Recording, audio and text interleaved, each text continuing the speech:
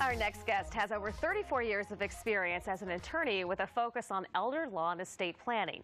Mindy Felinton has also received the Client's Choice Award from AVVO, the largest online resource for expert legal advice. She's here today to tell us about the issues facing our aging population as it regards to their estate. So welcome, Mindy. Thanks for coming on board. Thanks for allowing me to be here today. So now we're talking estate planning, and what do you see as one of the most important issues facing our aging population today? The concern about how they're going to pay for their care when they can no longer live at home. Yeah. We're working with families every day who are confronting these situations. For example, we met with a family last Monday who has a mom who just had a stroke and was in rehab and can't go home. And so they're concerned about how they're going to pay that nursing home bill. Right. And how do you plan ahead for that? I know my parents, my dad has received some coverage or is eligible for coverage, but my mom is not. So now there's the concern of, well, what happens if something happens to one parent or elderly person before the other?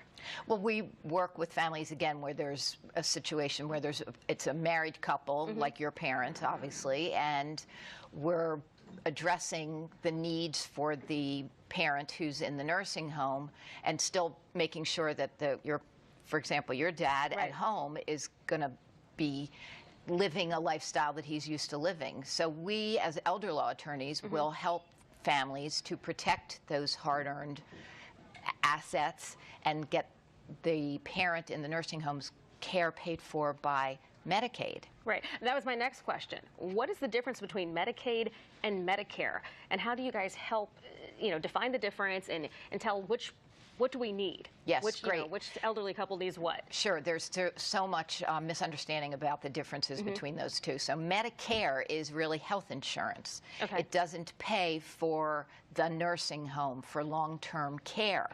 Medicaid is a government program. It's a federal program, although every state administers it differently. And Medicaid will actually pay for the nursing home once the person becomes eligible. And there's basically 3 requirements for someone to have Medicaid pay their nursing home bill. Okay, and what are those? So, for example, in Maryland, the person in the nursing home has to medically need to live in the nursing home. They can't just say, I want to go live there. So medically, they need to live there. Now, let's define medically, because, you may have someone that has a stroke that can get around maybe with a walker or is able to kind of do things on their own, but still not stable enough, like their fall risk. I think that's what hospitals call them. Does that qualify? They need skilled care. So if they need skilled nursing care to help them to do activities of daily living, for example, that would define them to be medically necessary. To live in the nursing home. And then what are the other 2 reasons? The other 2 eligibility requirements is the second one is an income requirement. So the person in the nursing home, for example, in your parents' situation, they only would look at your mom's income, not your dad's income. So that has to be less than the nursing home cost. All right, that's okay. Good to know.